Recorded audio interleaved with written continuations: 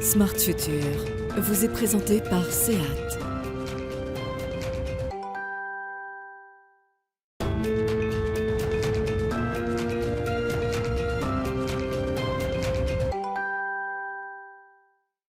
Bonjour à toutes et à tous. Heureux de vous retrouver pour un nouveau numéro de Smart Future. Ici, on parle des mobilités de demain et de l'évolution de la place de la voiture dans nos villes d'ici 2035. Avec mon invité Xavier Chardon, le président du directoire de Volkswagen Group France. On va beaucoup parler d'électrification dans cette émission. Tout à l'heure, on va relever ensemble le défi des installations de bornes de recharge.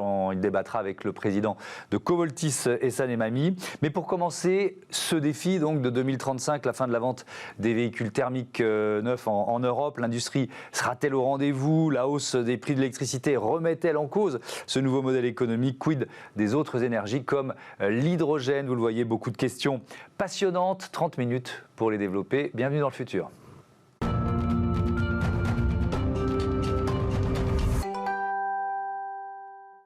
Et je vous présente mes invités tout de suite. Xavier Chardon, bonjour, bienvenue. Bonjour, vous êtes merci. le président du directoire de Volkswagen Group France. À vos côtés, Meïs Attal, bonjour, bienvenue. Bonjour. Associé stratégie et opération chez KPMG France. Donc on va aborder ensemble dans cette première partie ce défi gigantesque de l'électrification de nos usages de mobilité et du secteur et de l'industrie automobile. Peut-être pour commencer, vos engagements, la stratégie de Volkswagen pour s'aligner sur les accords de Paris, les objectifs de développement durable. Alors, chez Volkswagen, dans le groupe, on a des objectifs qui sont très très ambitieux. Vous vous rappelez peut-être, on a été les premiers à signer les accords de Paris, le premier constructeur à s'engager. C'est vrai qu'on venait d'une phase assez noire, le Dieselgate, donc il a fallu qu'on se remette en cause fortement, ce qui a amené un plan d'engagement fort sur les accords de Paris.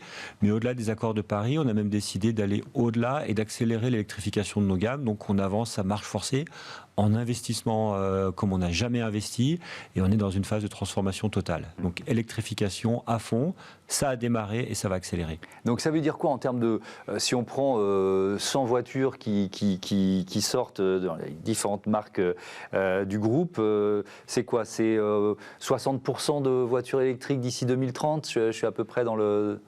Oui, on est un peu plus ambitieux. Donc, en Europe, pour l'ensemble des marques, donc que ce soit Cupra, Volkswagen, Audi, Skoda ou Porsche, on va être au moins à 60%.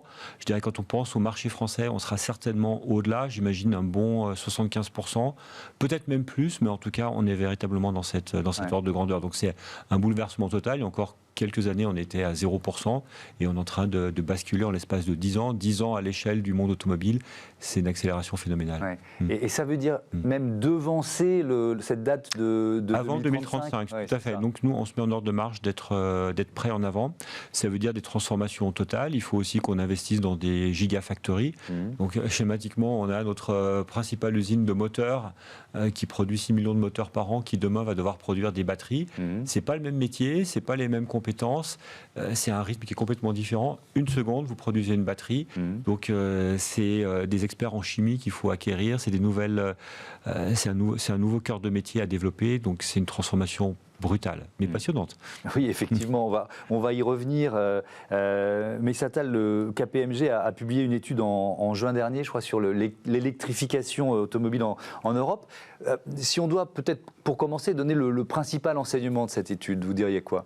Alors, ce qu'on a sorti dans l'étude, c'est effectivement, aujourd'hui, la transition vers l'électrique est indéniable. Donc, c'est un mouvement qui a été lancé par les régulateurs et effectivement relayé par les constructeurs, Xavier l'a précisé. Maintenant, il n'en demeure pas moins qu'il y a un certain nombre de challenges que l'Europe doit adresser. Parmi les challenges, le premier, c'est l'accessibilité pour la grande masse en termes de prix, pour que le Français moyen, l'Allemand moyen puissent acheter un véhicule électrique sans subvention. Parce qu'aujourd'hui, il y a des subventions au niveau des États. Le deuxième élément, c'est effectivement au niveau, j'allais dire, de tout ce qui entoure l'électrification et l'électrique en tant que tel. C'est-à-dire que pour des courts trajets en ville, effectivement, le véhicule électrique coche toutes les cases. En revanche, quand on est gros rouleur, on roule beaucoup, on doit effectivement s'assurer que l'électrique répond. Et est-ce qu'il y a d'autres énergies alternatives telles que l'hydrogène, telles que les énergies synthétiques? Voilà, c'est des questions qui se posent. Et dernier point, c'est effectivement les infrastructures, notamment avoir des bornes de recharge à distance raisonnable pour les consommateurs. Voilà, ça, c'est des enjeux sur lesquels l'Europe doit spécifiquement se concentrer pour s'assurer que cette transition répondra aux enjeux qui ont été fixés. Mais l'électrique répond déjà aux besoins des gros rouleurs. On a un peu tendance à penser que ce n'est pas le cas. J'étais il y a 2 jours à une soirée où on présentait l'ENIAC coupé et j'ai échangé avec un client, un des premiers clients ENIAC, il a fait 40 000 km en 1 an. Il est très satisfait de son véhicule. Au départ, c'est vrai qu'il faut apprendre à maîtriser l'univers de la recharge. Et ça, c'est intéressant. Ça. Il faut presque une pédagogie des conducteurs. Il faut conduire peut-être un petit peu différemment. On a une pédagogie. Alors, on les aide. On vient de lancer, par exemple, sur la Cupra Born, on vient de lancer une voiture, une version grande autonomie, 550 km d'autonomie. Donc, on facilite ces éléments. Et puis, on a, je pense qu'on en parlera plus tard, un univers de la recharge qui est en train de se structurer en France. On n'est pas encore où il faut être, mais ça avance et on voit que les personnes, elles deviennent expertes et puis surtout on conduit complètement différemment. Oui, alors les recharges, on en parlera effectivement dans la seconde partie de l'émission. Quelques chiffres sur d'abord la hausse des émissions de gaz à effet de serre du transport routier depuis 1990. Elles ont augmenté de 24%. C'est aussi cette tendance qu'on cherche à inverser tous ensemble. Et puis sur la vente de véhicules électriques, c'est intéressant aussi de voir que l'an dernier, près de 10% des véhicules vendus ont été des véhicules électriques à batterie. Juste avant que l'émission démarre, Xavier Chardon, je vous posais la question, donc je la pose aussi pour que nos téléspectateurs en profitent. Est-ce qu'il y a déjà une industrie qui a eu à relever un défi aussi gigantesque que le vôtre, que celui de l'industrie auto ? Oui, il y a certainement eu dans le passé des changements brutaux, mais en tout cas dans l'automobile, pour revenir à ce qui nous intéresse aujourd'hui, on va vivre dans les 5 années à venir une révolution comme on n'en a pas connu dans les 50 années précédentes. Moi, je n'ai pas encore 50 années d'expérience dans l'automobile, j'ai 51 ans, mais j'en ai passé pratiquement 30 dans l'automobile. J'ai connu des phases, mais comme on connaît en ce moment, sincèrement, jamais. Pourquoi ? Parce qu'on a le défi de l'électrification, on a le défi de la digitalisation qui arrive, on a celui de la conduite autonome qui va se greffer en même temps, celui des données. On a un client qui revient au centre des débats. Nous, on va aussi changer nos modes de distribution pour pouvoir l'accompagner. Donc, on est véritablement dans un changement très, très fort. On a des nouveaux concurrents qui arrivent, qui ne sont pas uniquement des nouveaux concurrents qui peuvent venir de Chine, des États-Unis, des nouveaux players qui vont arriver sur la batterie ou sur des éléments très, très spécifiques de notre chaîne de valeur. Donc, un univers très, très chahuté, mais on a un plan, on a une stratégie et on est confiant pour l'avenir. Meïssa Attal, est-ce que la hausse brutale du prix de l'électricité qu'on vit en ce moment, est-ce qu'elle remet en cause ce modèle ? Alors, remise en cause, non. Ralentir et poser des questions, oui.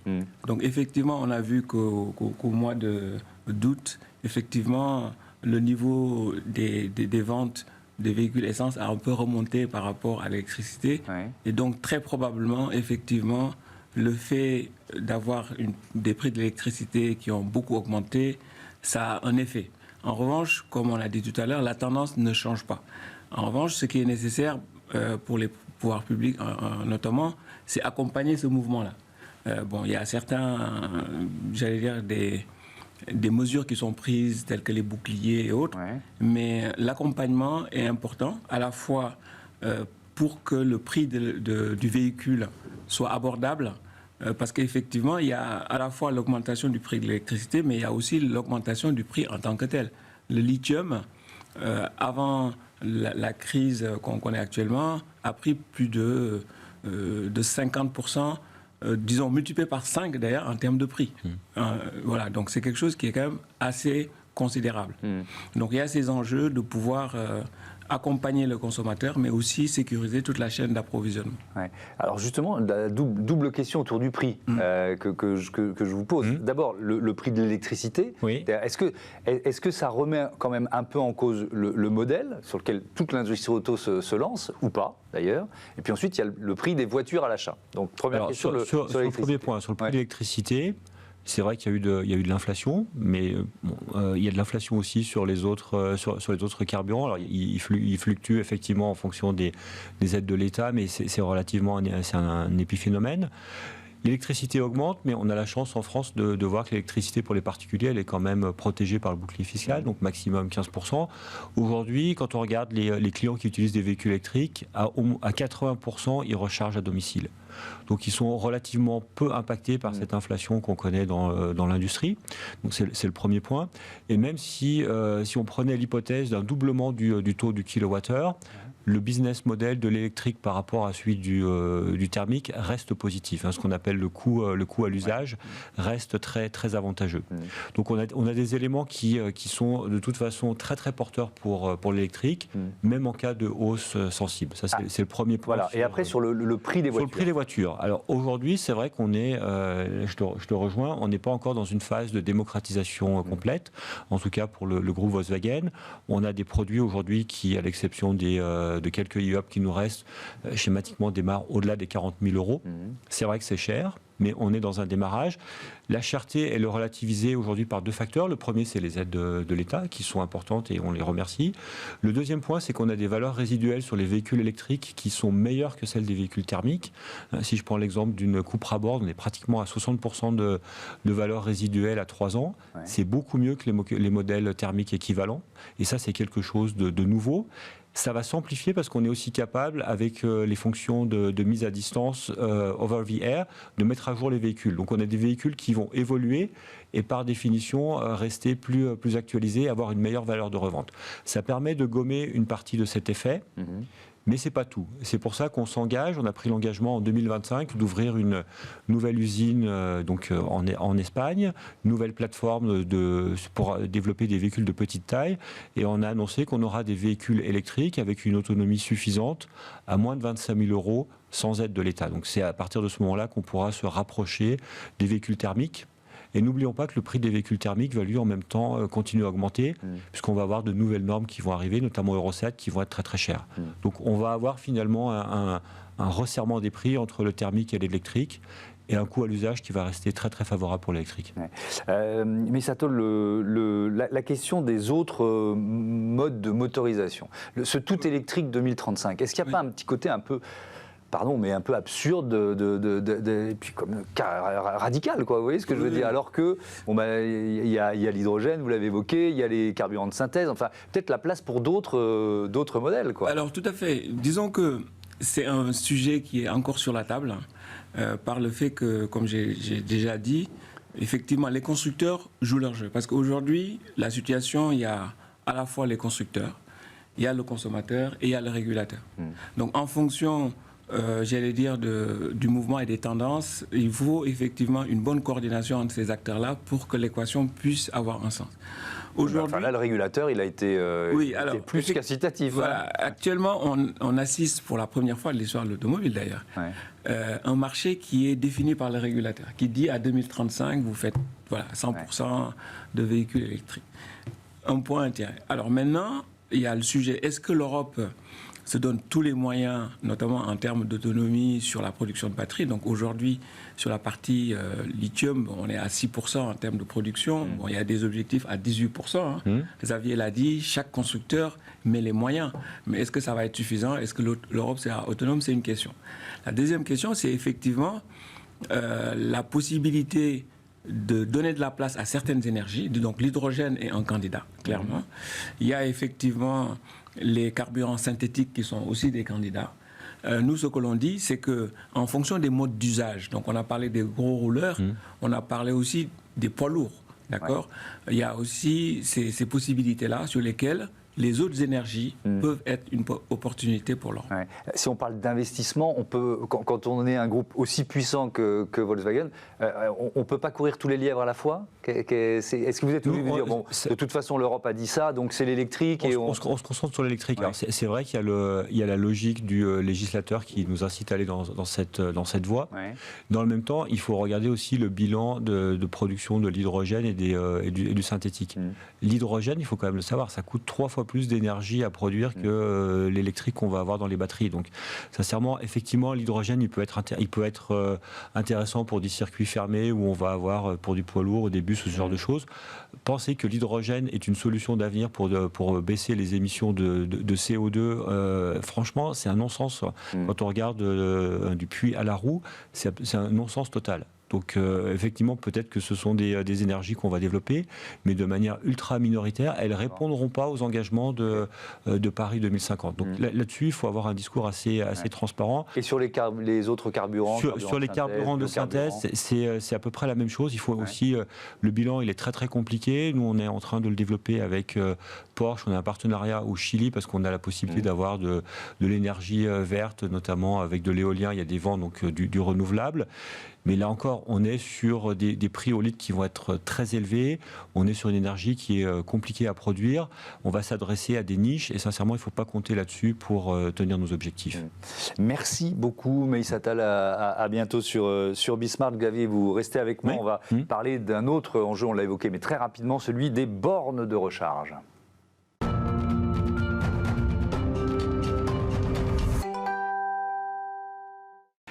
Deuxième partie de ce Smart Future, on parle évidemment toujours des mobilités électriques et j'accueille Ehsan Emami, le président de Covoltis. Bienvenue, heureux de vous accueillir. Xavier Chardon, le président directeur de Volkswagen Group France, est resté évidemment à mes côtés. Covoltis, vous êtes déjà venu dans Smart Impact, mais présentez-nous votre entreprise. Écoutez, nous sommes concepteurs, fabricants, installateurs et puis gestionnaires de bornes de recharge. On fournit des services de recharge aux particuliers, aux entreprises.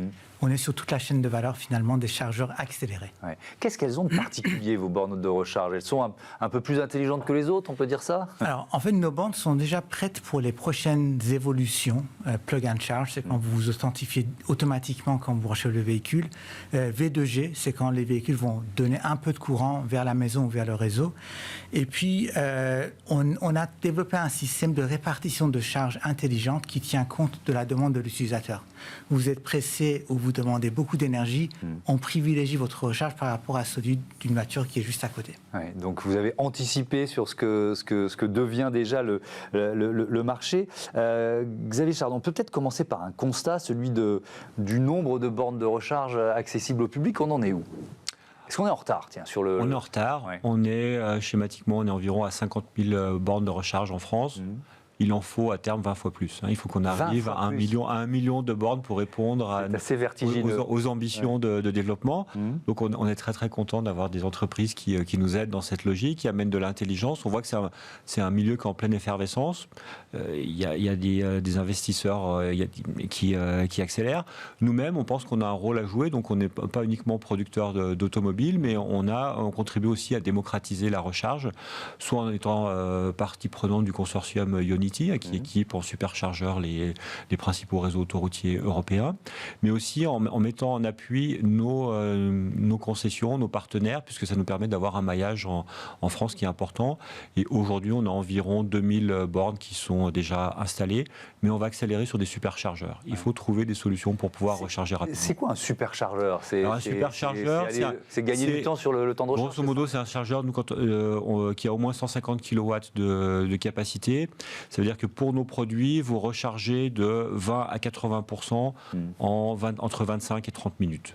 Voire moins de 20 minutes pour une Audi e-tron GT, par exemple. Et alors, ce qui est intéressant dans ce que vous décriviez, c'est-à-dire ce partenariat Ionity, c'est que c'est tout le secteur, toute l'industrie auto, grosso modo. On a d'autres marques comme Ford, Hyundai, d'autres constructeurs allemands qui sont partie prenante. Ça permet d'accélérer, c'est très très bien. Mais comme je le disais, c'est présent essentiellement sur les autoroutes. Et il faut qu'on trouve d'autres éléments de recharge. J'ai un exemple en tête. Quand vous arrivez sur Paris, par exemple, il n'y a pas de superchargeur. On a installé des super recharges chez un concessionnaire Audi qui est à côté de l'aéroport Charles de Gaulle. les vacanciers, les Belges, les Hollandais qui arrivent et qui ont l'anxiété de traverser Paris sans être rechargés vont chez lui, c'est intéressant et c'est un business aussi. Lui, il fait entre 15 000 et 18 000 euros de chiffre d'affaires par mois, donc c'est intéressant. C'est pas négligeable. On aide nos clients et on développe de nouveaux modèles. Ezan et Mamie, dans cet objectif de démocratisation et de maillage, on va dire, plus important des bornes de recharge, vous avez signé un partenariat exclusif avec Ista. Ista, c'est un leader alors j'ai appris ça, sous-comptage d'eau et d'énergie dans les copropriétés, c'est ça? C'est absolument. C'est un groupe allemand à la base, mais qui sont numéro 1 en France, numéro 1 en Europe. Et ils font ce que souvent les copropriétés n'ont pas voulu faire au départ, c'est mettre des compteurs qui sont interrogeables à distance pour vous sous-compter l'eau, donc vous consommez l'eau, vous n'allez pas payer pour le voisin.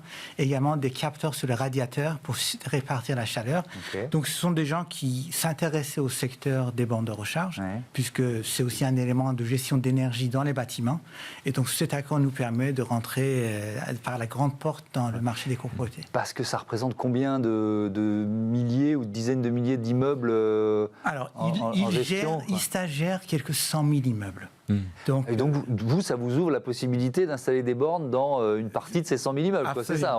C'est aussi clair que ça, quoi. C'est exactement ça. Et un immeuble, c'est une cinquantaine de copropriétés en règle générale. Donc, avec l'avancée des véhicules électriques et le pourcentage de vente des véhicules, peu à peu, l'ensemble des places seront électrifiées. C'est intéressant parce qu'il y a une vraie question, c'est l'accessibilité des bornes pour tout le monde, quoi, pour le grand public. Vous lancez Chargy. C'est quoi Chargy alors? Chargy, en un mot, c'est le Airbnb de la recharge. Notre volonté, c'est de mettre en relation des particuliers, donc typiquement quelqu'un qui aurait votre borne, qui va la mettre à disposition d'une autre personne qui va se déplacer, qui n'a pas forcément un besoin de recharge rapide, mais qui peut tout à fait accepter d'avoir sa voiture garée pendant quelques heures, une nuit, et c'est la possibilité de mettre ces personnes en contact via une application et surtout d'assurer de la facturation de manière très très simple. Donc nous, on est simplement, on met ces populations en contact, on prend pas d'argent et ce système s'autorégule à eux de voir quel prix ils veulent facturer en fonction des services proposés. Il suffit de s'inscrire Il suffit de s'inscrire dans les deux sens. Il suffit de s'inscrire pour proposer sa borne intelligente et il suffit de consulter pour pouvoir recharger. Donc très très simple d'utilisation. On est vraiment au cœur des enjeux de l'infrastructure, quoi. C'est vraiment une infrastructure collective qu'il faut inventer. En fait, dans un immeuble, le parking en général, vous connaissez, c'est quelque chose de pas très envieux, mais ce qu'on doit faire, c'est d'installer des câbles d'installation, de desserte, qui soient installés pour 20-30 ans. On ne va pas démonter les câbles, les bandes peuvent changer au bout de 5-6 ans, 7 ans, mais le câblage doit rester là. Donc il faut penser le câblage dans les parkings dès maintenant pour se préparer pour le futur, mettre des câbles triphasés pour être capable d'apporter un peu plus de puissance, puisque quand vous chargez chez vous, vous souhaitez charger l'ensemble de la partie du véhicule, même si ce n'est pas des grosses puissances, pendant les heures creuses. Si vous n'avez pas un minimum de puissance disponible sur la borne, vous allez dépasser les 6, 7, 8 heures d'heures creuses, donc vous allez charger finalement pour un peu plus d'argent. L'objectif, c'est vraiment de permettre à l'utilisateur de récupérer le plus tôt possible ce qu'il a dépensé en plus lors de l'achat du véhicule électrique. Je voudrais qu'on parle des batteries, parce que c'est quand même un enjeu majeur de cette électrification massive de notre mobilité. Xavier Chardon, vous avez créé des centres de réparation des batteries. Je crois qu'il y en a déjà une vingtaine. Exactement, on vient d'ouvrir le 20e en France. L'objectif, c'est d'être à 32 d'ici la fin de l'année, voire davantage ensuite. Pourquoi vous faites vous-même? Pourquoi vous n'êtes pas allé chercher un sous-traitant pour faire ça? Parce que ça fait partie du service qu'on donne à nos clients. On connaît nos véhicules, on les construit, donc on imagine que c'est aussi à nous de les entretenir, de les réparer. Et puis aussi et surtout, ça nous permet de garder un contact avec le véhicule, de s'assurer que la batterie sera à terme recyclée. C'est très très important pour l'environnement bien évidemment, mais aussi pour récupérer des matériaux qui sont chers. Oui, parce qu'on parle de métaux rares et de matériaux qui sont chers. L'autonomie des batteries, on l'a évoqué dans la première partie de l'émission, mais je voudrais vous entendre là-dessus. En termes de progrès, on était où il y a, je sais pas, 5 ans, on est où aujourd'hui, on sera où dans 5 ans? Enfin, si on essaye de schématiser un peu. On va pas dire qu'on va augmenter la puissance tous les 5 ans. On n'est pas encore dans le monde de l'ordinateur, mais on s'améliore fortement. On va passer sur des batteries solides. Donc on va dire, en termes d'autonomie, je ne suis pas sûr qu'on gagne énormément, parce que au bout d'un moment, il y a une équation qui est assez simple en termes de coût, de masse et d'efficience. On va dire on va assez rapidement avoir des véhicules où on aura 700 km d'autonomie. Et la logique, c'est qu'on soit capable de proposer des batteries où on va dire le coût du kilowattheure soit divisé par 2. Toujours dans cette logique de démocratiser les véhicules. Oui, et des batteries un peu moins pas énergivores, mais plus compactes. Oui, plus compactes, et moins énergivores. Et on travaille aussi sur de la substitution de matériaux précieux. Effectivement, on l'a évoqué précédemment. Ouais. Il y a une inflation qui est forte. Il faut qu'on trouve des matériaux de substitution pour être moins dépendant de matériaux rares. Ehsan Emami, cet enjeu-là de l'autonomie, c'est une lapalissade, mais il faut le dire, quoi. Le développement du véhicule électrique repose là-dessus, même si vous nous l'avez dit, on a déjà bien progressé. En fait, c'est que 700 km, par exemple, le jour où on l'aura atteint, on peut imaginer faire un trajet d'une journée sans s'arrêter. Et c'est là où finalement le stress de faire des longues distances en véhicule électrique va disparaître. Aujourd'hui, c'est vrai qu'on peut faire beaucoup de distances, s'arrêter, sauf que si on fait le même trajet pendant des grands départs en vacances, il n'y a déjà pas la place pour s'arrêter pour un petit arrêt technique. Imaginez pour mettre de l'électricité dans sa voiture. Donc, des véhicules avec beaucoup d'autonomie permettront de recharger avant de partir, éventuellement de recharger sur la route, mais pas toujours, mais surtout de recharger à l'arrivée. Ce qui fait que vous pouvez aussi bénéficier des tarifs plus intéressants, parce que les superchargeurs sont très très bien, il faut les avoir, sauf que l'infrastructure est tellement coûteuse que le kilowattheure coûte plus cher. D'accord. Donc pour l'utilisateur, il veut mieux charger de préférence avant le départ. Et puis alors, moi ce que je trouve assez fascinant dans le modèle que vous proposez avec Covoltis, c'est que la voiture devient une brique de l'architecture électrique de la cité, de la ville, quoi. En fait, la voiture, à la base, consomme beaucoup d'électricité. Il faut imaginer chez vous, si vous amenez un véhicule électrique, vous augmentez à peu près de 50% votre consommation. C'est là où on se rend compte que c'est beaucoup d'énergie consommée.